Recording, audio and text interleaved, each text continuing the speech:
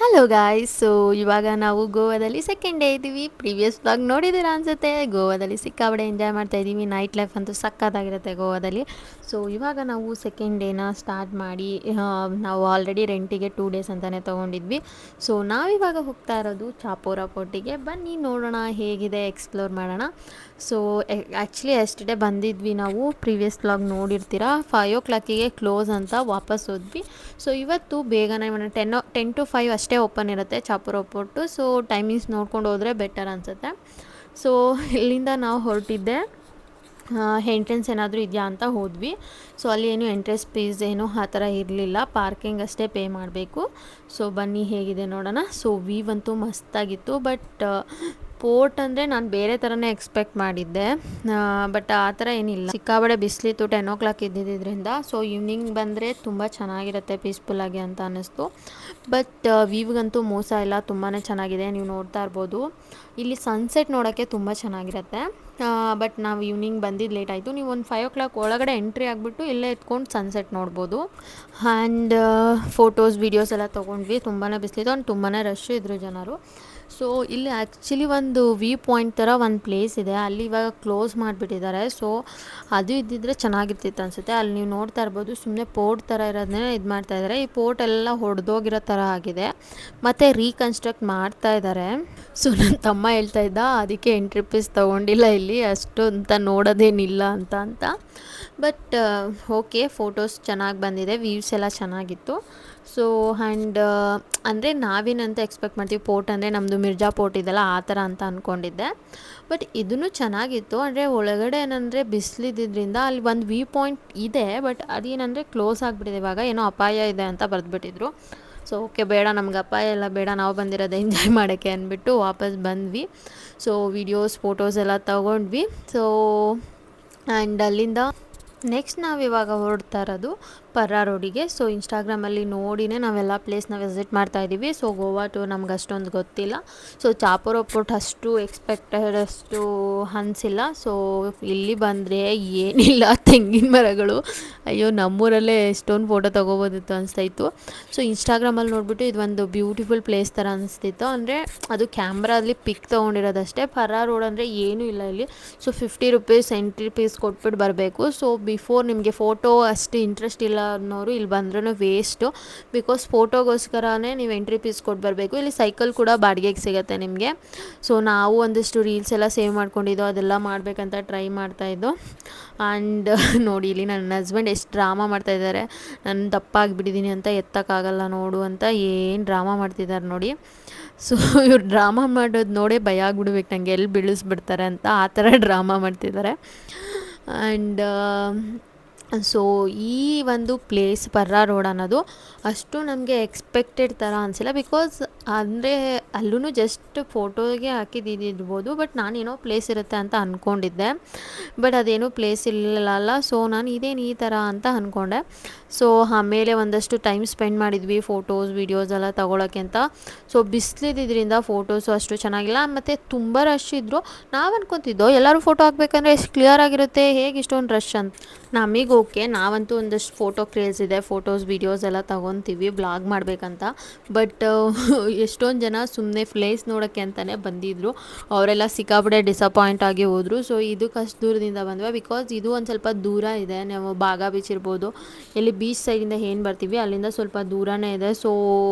ನಾವು ಕೂಡ ಸ್ವಲ್ಪ ಡಿಸಪಾಯಿಂಟ್ ಆದ್ವಿ. ಬಟ್ ಓಕೆ, ನಾವು ಒಂದಷ್ಟು ಪಿಕ್ಸು ವೀಡಿಯೋಸ್ ಎಲ್ಲ ಮಾಡ್ಕೊಂಡು ನೆನ್ನೆ ಕೂಡ ಬೀಚಲ್ಲಿ ಆಡಿರಲಿಲ್ಲ, ಇವತ್ತು ಬೀಚಲ್ಲಿ ಆಡೋಣ ಅಂತ ಅಂದ್ಬಿಟ್ಟು ಒಂದು ಸ್ವಲ್ಪ ರೂಮಿಗೆ ಬಂದು ಸ್ವಲ್ಪ ಹೊತ್ತು ರೆಸ್ಟ್ ಮಾಡಿ ಅಲ್ಲೂ ಒಂದಷ್ಟು ಇದು ತೊಗೊಂಡಿದ್ವಿ, ಒಂದು ರೀಲ್ಸ್ ಎಲ್ಲ ಮಾಡಬೇಕು ಅಂತ. ಅದು ಕೂಡ ಮಾಡ್ಕೊಳ್ಳೋಣ ಅಂದ್ಬಿಟ್ಟು ಇಲ್ಲೊಂದಷ್ಟು ಟ್ರಯಲ್ ಆ್ಯಂಡ್ ಎರರ್ ಮಾಡ್ತಾಯಿದ್ದೀನಿ ನೋಡಿ. ಬೀಚಲ್ಲಿ ಆಡೋದಂದರೆ ನನಗೆ ಸಿಕ್ಕಾಪಟ್ಟೆ ಇಷ್ಟ ಆಯಿತು. ಇವಾಗ ನೋಡಿ, ನಂದು ರೂಮ್ದು ವೀಡಿಯೋ ಮಾಡಿ ತೋರಿಸ್ತೀನಿ. ನಮಗೆ ಬೀಚು ವಿಸಿಬಲ್ ಆಗಿ ಕಾಣಿಸ್ತು, ಬಟ್ ಅಷ್ಟೊಂದು ವಿಸಿಬಲ್ ಅಲ್ಲ, ಗೆಸ್ಟ್ ಹೌಸ್ ಅದು.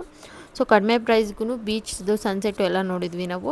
ಸೊ ಆ್ಯಂಡ್ ನನಗೆ ಬೀಚ್ ಅಂದರೆ ಸಿಕ್ಕಾಬಡೆ ಇಷ್ಟ. ನಾನು ಪ್ರೀವಿಯಸ್ ಬ್ಲಾಗ್ಗಳಲ್ಲೂ ಹೇಳಿದ್ದೀನಿ. ನನ್ನ ಹಸ್ಬೆಂಡ್ಗೆ ವಾಟರ್ ಗೇಮ್ ಅಂದರೆ ಅಷ್ಟು ಲೈಕ್ ಆಗಲ್ಲ. ಸೊ ಅವರು ಬೀಚಲ್ಲಿ ಆಡೋಕ್ಕೆ ಬಂದಿಲ್ಲ. ಅವರು ಫೋಟೋಸ್ ವೀಡಿಯೋಸ್ ಎಲ್ಲ ತೊಗೊಟ್ರು ನಮಗೆ. ಸೊ ನಾನು ನನ್ನ ತಮ್ಮ ಬೀಚಲ್ಲಿ ಆಡ್ತಾಯಿದ್ದೀವಿ. ಸೊ ನನ್ನ ತಮ್ಮ ನೋಡಿ ಅವನೇನೋ ಜಂಪಿಂಗ್ ವಿಡಿಯೋ ಮಾಡಬೇಕು ಅಂತ ಎಷ್ಟು ಟ್ರಯಲ್ ಮಾಡ್ದ ಅಂದರೆ, ಸೊ ಅಲ್ಲಿ ಹೋಗೋದು ಬೀಳೋದು ಹಾಗೆ ಮಾಡ್ತಾಯಿದ್ದ. ಸೊ ನನ್ನ ಹಸ್ಬೆಂಡ್ ಪಾಪ ಎಷ್ಟು ಪೇಷನ್ಸಿಂದ ವೀಡಿಯೋಸ್ ಮಾಡ್ತಾಯಿದ್ರು, ಹಣ ಮಾಡಿ ಅಂತ ಹೇಳ್ತಾಯಿದ್ದ. ಸೊ ಇಲ್ಲಿ ನೋಡಿ ತುಂಬ ಜನ ಬೀಚಲ್ಲಿ ಆಟಾಡ್ತಾಯಿದ್ರು. ನೀರಂತೂ ಸಿಕ್ಕಾಪಟ್ಟೆ ಉಪ್ಪಿತ್ತು. ಅಂದರೆ ಬೇರೆ ಕಡೆ ಕಂಪೇರ್ ಮಾಡಿದ್ರೆ ಇಲ್ಲಿ ನಾವು ಬಾಗ ಬೀಚ್ ಹತ್ರ ಆಟ ಆಡಿದ್ದು, ಬಿಕಾಸ್ ಇದು ನಮ್ಮ ರೂಮ್ಗೆ ನಿಯರ್ ಇದ್ದಿದ್ದು ಬೀಚು, 100 ಮೀಟರ್ ನಿಯರಲ್ಲಿ. ಸೊ ಏನೋ ಒಂಥರ ಚೆನ್ನಾಗಿರುತ್ತೆ ಬೀಚಲ್ಲಿ ಪ್ಲೇ ಮಾಡೋದು, ಅಲೆಗಳೇ ತಳ್ಕೊಂಡು ಹೋಗ್ತಾ ಇರುತ್ತೆ. ಸೊ ನನಗಂತೂ ಸಿಕ್ಕಾಪಟ್ಟೆ ಇಷ್ಟ. ಸೊ ನಾನಂತೂ ಆಟ ಆಡಿದ್ದೆ. ಸೊ ತುಂಬಾ ಎಂಜಾಯ್ ಮಾಡಿದೆ, ನನಗಂತೂ ಖುಷಿನೂ ಆಯಿತು. ಸೊ ನೀರಲ್ಲಂತೂ ಆಟ ಆಡಿಕೊಂಡು ಅಲ್ಲೊಂದಷ್ಟು ವೀಡಿಯೋಸ್ ಎಲ್ಲ ಮಾಡಿದ್ವಿ. ಸೊ ಎಷ್ಟು ಚೆನ್ನಾಗಿತ್ತು ಅಂದರೆ ನಾನು ಚಿಕ್ಕ ಮಕ್ಳ ಥರ ಆಡ್ತಾಯಿದ್ದೀನಿ, ನೀವೇ ನೋಡ್ತಾ ಇರ್ಬೋದು. ಆ್ಯಂಡ್ ನೀವು ಕೂಡ ಎಲ್ಲಾದರೂ ಟ್ರಿಪ್ ಹೋದರೆ ಸೊ ಏನೇ ಟೆನ್ಷನ್ ಇದ್ದರೂ ಎಲ್ಲ ಮರೆತು ಆರಾಮಾಗಿರಿ ಅಂತ ನನ್ನ ಸಜೆಷನು. ಬಿಕಾಸ್ ಮತ್ತೆ ಬಂದರೆ ಅದೇ ಟೆನ್ಷನ್ ಅದೇ ಇದ್ದೇ ಇರುತ್ತೆ. ಸೊ ಆ್ಯಂಡ್ ಬೀಚ್ ಹತ್ರ ಹೋಗಿ ನಂದು ನಮ್ಮ ಹಸ್ಬೆಂಡು ನೇಮ್ ಬರೆದಿಲ್ಲ ಅಂದರೆ ಹೇಗೆ, ಸೊ ನಾನು ನೇಮ್ ಬರೆಯೋಣ ಅಂತ ಬರೀತಾ ಇದ್ದೀನಿ, ಮಮತಾ ನಂದು ಅಂತ. ಸೊ ಇಲ್ಲಿ ನೋಡಿ, ಎಷ್ಟೇ ಸರಿ ಎಲ್ಲೇ ಹೋದ್ರೂ ನಮ್ಮ ನೇಮ್ ಬರೆದ್ರೆ ನನಗೇನೋ ಒಂಥರ ಖುಷಿ ಆಗ್ತಾ ಇರುತ್ತೆ. ಸೊ ನಿಮಗೂ ಕೂಡ ಹಾಗೇನಾ? ಆ್ಯಂಡ್ ಮಮತಾ ನಂದು ಅಂತ ಬರೀತಾ ಇದ್ದೆ, ಅಷ್ಟರಲ್ಲಿ ಅಲೆ ಬರುತ್ತೆ ಅಂತ ಅಂದ್ಕೊಂಡೆ. ಸೊ ಇಲ್ಲಿ ನೋಡ್ಕೊಳ್ಳಿ, ಇವಾಗ ಅಲೆ ಬಂದುಬಿಡುತ್ತೆ. ನನಗಂತೂ ಸಿಕ್ಕಾಪಟ್ಟೆ ಖುಷಿ. ನೋಡಿ ಹೇಗೆ ಅಲೆ ಬಂತು. ಸೊ ಆಮೇಲೆ ಇನ್ಷಿಯಲ್ ಬರೆದೆ. ಸೊ ನಂದು ಮಮತಾ ಅಂತ. ಆಲ್ವೇಸ್ NM ಅಂದರೆ ಏನೋ ಒಂದು ಲವ್ ಇದ್ದೇ ಇರುತ್ತೆ ಯಾವಾಗೂ. ನಾನು ಯೂಶ್ವಲಿ ಇವಾಗೆಲ್ಲ ಲವ್ ಮಾಡ್ತಿರುವಾಗ ಎಲ್ಲಿ ನೋಡಿದ್ರಂದಲ್ಲೇ ಕಾರ್ ಮೇಲೆ ಇರ್ಬೋದು, ಎಲ್ಲ ಸುಮ್ಮನೆ ಎಲ್ಲಾದರೂ ಸಿಗಲಿ NM ಅಂತ ಬರ್ಕೊಳ್ಳೋದು. ನೋಟ್ಸಲ್ಲಿ ಬುಕ್ಕಲ್ಲಿ ಫಸ್ಟ್ ಪೇಜಲ್ಲಿ NM ಬರ್ಕೊಳ್ಳೋದು, ಸುಮ್ಮನೆ ಕ್ಲಾಸ್ ಬೋರ್ ಆದಾಗ MN ಅಂತ ಬರ್ತಿದ್ದದು, ಇದೇ ಮಾಡ್ತಿದ್ದೆ. ಆ್ಯಂಡ್ ನೆಕ್ಸ್ಟು ನಾವು ಬಂದು ಸ್ನಾನ ಮಾಡಿಕೊಂಡು ಮತ್ತೆ ನಾವು ಹೊರಟಿದ್ದು ಫೌಂಟೇನಸ್ ಸ್ಟ್ರೀಟಿಗೆ. ಸೊ ಇದು ಕೂಡ ನಾವು ಇನ್ಸ್ಟಾಗ್ರಾಮಲ್ಲಿ ನೋಡಿದಂಥ ಪ್ಲೇಸೇ. ಸೊ ಹೇಗಿರುತ್ತೆ ಬನ್ನಿ ನೋಡೋಣ. ಸೊ ಇದಕ್ಕೆ ನಾವು ಕಪಲ್ ಡ್ರೆಸ್ನ ಚೂಸ್ ಮಾಡಿದ್ವಿ, ಮೀನ್ಸ್ ಕಪಲ್ ಶರ್ಟ್ನ ತೊಗೊಂಡಿದ್ವಿ. ಸೊ ನಾನು ಈ ಶರ್ಟ್ನ ಎಲ್ಲಿ ತೊಗೊಂಡಿದ್ದೆ ಅಂತ ನಿಮಗೆ ಗೊತ್ತಾಗಬೇಕಂದ್ರೆ ಕಮೆಂಟ್ ಮಾಡಿ. ಸೊ ನಾನು ನಿಮಗೆ ಲಿಂಕ್ನ ಶೇರ್ ಮಾಡ್ತೀನಿ. ಆ್ಯಂಡ್ ಹೋಗೋಣ ಅಂತ ಅದಕ್ಕೆ ಮೊದಲೇ ಊಟ ಮಾಡೋಣ ಅಂದ್ಬಿಟ್ಟು ಸೊ ನಾವು ಹೋಗಿದ್ದು ಬ್ಯಾಂಗ್ಳೂರು ಪೋಂಟಸ್ ಹೋಟೆಲ್ ಅಂತ. ಸೊ ನಾವು ಆಲ್ಮೋಸ್ಟ್ ಅದೇ ನಾನು ಆಲ್ರೆಡಿ ಪ್ರೀವಿಯಸ್ ವ್ಲಾಗ್ ಹೇಳಿದ್ದೀನಿ. ಸೊ ಒಂದ್ಸರಿ ಆಗಿದ್ದು ಎಕ್ಸ್ಪೀರಿಯೆನ್ಸ್ ಮತ್ತೆ ಆಗೋದು ಬೇಡ ಅಂದ್ಬಿಟ್ಟು ಬ್ಯಾಂಗ್ಳೂರು ಹೋಟೆಲ್ನ ಸರ್ಚ್ ಮಾಡಿ ಹೋಗಿದ್ವಿ. ಸೊ ಇಲ್ಲೇ ಕೂಡ ತಿನ್ನೋಣ ಅಂದ್ಬಿಟ್ಟು ವೆಯ್ಟ್ ಮಾಡ್ತಾಯಿದ್ದೀವಿ ಫುಡ್ಗೆ. ಸೊ ಆಮೇಲೆ ಫುಡ್ ತಿಂದ್ವಿ. ಫುಡ್ ಅಂತೂ ತುಂಬ ಚೆನ್ನಾಗಿತ್ತು. ಸೊ ನೀವು ಕೂಡ ಈ ಹೋಟೆಲ್ಗಳಿಗೆ ವಿಸಿಟ್ ಮಾಡ್ಬೋದು. ಮೈಸೂರು ಪ್ಯಾಲೇಸ್ ಇರ್ಬೋದು ಆ್ಯಂಡ್ ಬ್ಯಾಂಗ್ಳೂರು ಪೋಂಟಸ್ ಇರ್ಬೋದು, ತುಂಬಾ ಚೆನ್ನಾಗಿತ್ತು. ಆ್ಯಂಡ್ ಐ ಹೋಪ್ ನೀವು ನಂದು ಪ್ರೀವಿಯಸ್ ಬ್ಲಾಗ್ ನೋಡಿದ್ದೀರಾ. ಫ್ಲೈಟ್ ಜರ್ನಿ ಇರ್ಬೋದು, ಗೋವಾದು ಫಸ್ಟ್ ಡೇ ಇರ್ಬೋದು. ಸೊ ನೋಡಿಲ್ಲ ಅಂದರೆ ಪ್ಲೀಸ್ ಹೋಗಿ ಒಂದು ಸರಿ ಚೆಕ್ ಮಾಡಿ. ಆ್ಯಂಡ್ ಬೈಕಲ್ಲಿ ಸುತ್ತಾಡಬೇಕು ಅನ್ನೋದು ಒಂದು ಕೂಡ ನಂದು ಒನ್ ಆಫ್ ವಿಶ್ ಆಗಿತ್ತು. ಸೊ ಅದು ಕೂಡ ಈಡೇರಿತು ಅಂತಲೇ ಹೇಳ್ಬೋದು. ಫೌಂಟೇನಸ್ ಸ್ಟ್ರೀಟ್ ಹುಡ್ಕಷ್ಟಲ್ಲಿ ಸಾಕಾಯಿತು. ಅದು ನೋಡಿದ್ರೆ ಅದು ಪ್ಲೇಸ್ ಚೆನ್ನಾಗಿತ್ತು, ಬಟ್ ಅಲ್ಲಿ ಎಲ್ಲ ಕಡೆ ಸೆಕ್ಯೂರಿಟಿ ಗಾರ್ಡ್ಸು. ಸೊ ನಾವಂತೂ ಅವ್ರನ್ನ ತಪ್ಪಿಸಿ ವೀಡಿಯೋಸ್ ಫೋಟೋಸ್ ಎಲ್ಲ ಮಾಡಿದ್ದಾಯ್ತು, ಹತ್ರ ಬಿಡೋದೇ ಇಲ್ಲ. ಬಿಕಾಸ್ ಅದೆಲ್ಲ ಪ್ರೈವೇಟ್ ಹೋಮ್ಸು. ನಾನು ಅಂದ್ಕೊಂಡಿದ್ದೆ ಅದೆಲ್ಲ ಮೀನ್ಸ್ ಸ್ಟ್ರೀಟ್ ಅಂತಲೇ ಆ ಥರ ಇದೆ, ಒಂದು ಪ್ಲೇಸ್ ಅಂತ ಅಂದ್ಕೊಂಡಿದ್ದೆ. ಬಟ್ ಇಲ್ಲ, ಇದೆಲ್ಲ ಕೂಡ ಪ್ರೈವೇಟ್ ಹೌಸ್ಗಳು. ಸೊ ಅವರೆಲ್ಲ ಅಲೋನೇ ಮಾಡ್ತಾ ಇರಲಿಲ್ಲ. ಸೊ ನಾನೇ ಸಜೆಸ್ಟ್ ಮಾಡೋದು, ಸೊ ನಿಮಗೆ ಈ ಥರ ಎಲ್ಲ ಇರಿಟೇಷನ್ ಅಂತ ಇದ್ದರೆ, ಏನಾದರೂ ಬೈದರೆ ಈ ಪ್ಲೇಸ್ಗೆ ಹೋಗಬೇಡಿ. ಬಟ್ ನಮಗೇನಿಲ್ಲ, ನಾವು ಫೋಟೋಸ್ ತಗೋಬೇಕಷ್ಟೇ. ಅವ್ರು ತಪ್ಪಿಸ್ಬಿಟ್ಟು ತೊಗೊಂಡು ಬಂದ್ವಿ. And but videos and photos ಚೆನ್ನಾಗಿ ಬಂತು, ಅದು ಖುಷಿ ಆಯಿತು. ಆ್ಯಂಡ್ ಹೇಗೆ ಕಾಣಿಸ್ತಿದೆ ನಮ್ಮದು ಕಪಲ್ ಶರ್ಟು ಕಮೆಂಟ್ ಮಾಡಿ. ಆ್ಯಂಡ್ ಲಿಂಕ್ ಬೇಕಂದರೆ ಕೂಡ ಕಮೆಂಟ್ ಮಾಡಿ ತಿಳಿಸಿ. ಇವಾಗ ನಾವು ಹೋಗ್ತಾ ಇರೋದು ಪಣಜಿ ರೋಡಲ್ಲಿ, ಫೌಂಟೇನಸ್ ಇರೋದು ಕೂಡ ಪಣಜಿ ಹತ್ರ.